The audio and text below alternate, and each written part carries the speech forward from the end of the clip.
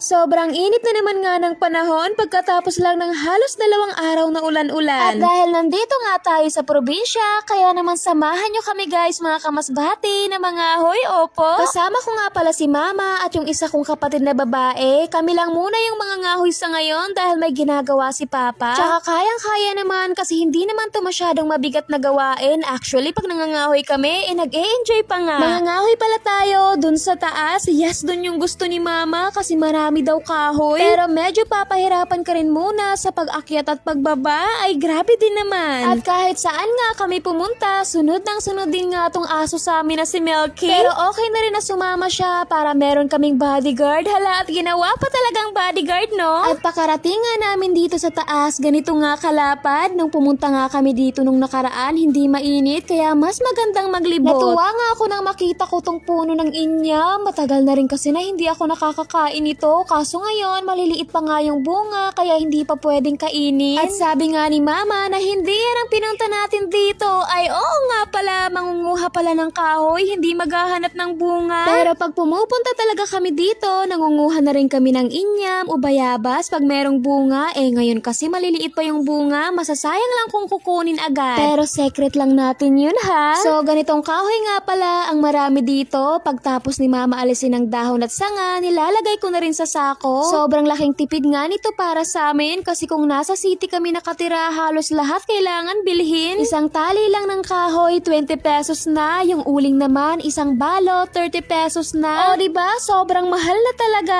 Dito, hindi mo na kailangan bilhin. Kailangan mo lang magtiyaga. Tsaka nag-iimbak na kami ng kahoy. Di kasi natin alam ang klema ng panahon. Minsan sobrang init pa lang tapos biglang uulan. Kaya mas mabuti na handa, diba? Okay lang kahit wala pang bigas. Basta ready na ang kahoy, mag-init ka lang ng tubig, meron ka nang maiinom, pag walang panggatong, paano yon? So, tapos ko na ngang naipasok ang mga kahoy sa sako, kaya umupo na muna ako dyan habang nagpa-practice ng sayaw na nakita ko sa TikTok. Pero di talaga kayang sumabay ng katawan ko. Mukhang kailangan talaga ng ilang taong matinding training. Hala, wag naman sanang umabot sa ganyan, no? So, tapos na nga kami sa pangangahoy, kaya nagpahinga na rin muna kami nila mama. Tinuturo nga sa akin ni mama yung mataas na buki dito sa amin. At sabi ko nga na gusto kong makarating doon pero matinding lakad daw muna ang gagawin mo. Mabilis pa naman sumakit ang paa ko. Nakakasad naman. At bago ko nga tapusin ang vlog na to ay mag-shoutout muna tayo. So shoutout nga pala kay Bochokoy, kay Romeji Canilas Granado Vlog, kay Riza Apalia, kay Maricel Lozong, kay Rex Campo, kay Nico Oliva Ribot, kay Rock Vlog Pascual, kay Yang Arado, kay Kim Ribot, and last kay Karina's Vlog. So, pakarating nga namin sa bahay, ako na ang nagsibak na mga hindi natapos ni Papa kasi may pinuntahan sila. And ayan, marami na kaming kahoy. So, yun lang. Thanks and God bless. Bye!